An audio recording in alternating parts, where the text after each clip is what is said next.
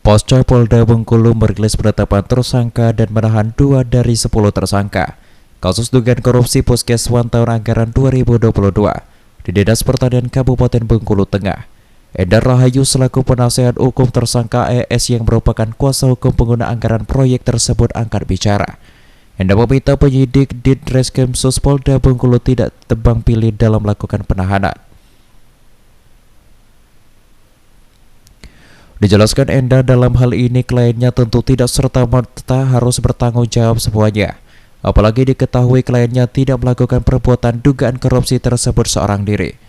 Endar kebingungan mengapa dalam perkara ini hanya kliennya yang ditahan penyidik, padahal semuanya mengakibatkan kerugian negara. Ditambahkan Endar, ia juga membantah alasan penyidik yang beralasan penahanan terhadap tersangka itu agar tersangka tidak melarikan diri dan lainnya. Karena dalam proses pemeriksaan penyidik Subdit Tipikor di Reskrimsus Polda Bengkulu kliennya sangat kooperatif.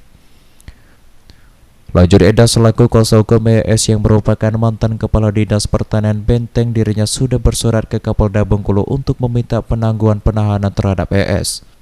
Mempertanyakan juga dari 10 tersangka, salah satunya klien kita, ya kenapa itu yang ditahan gitu?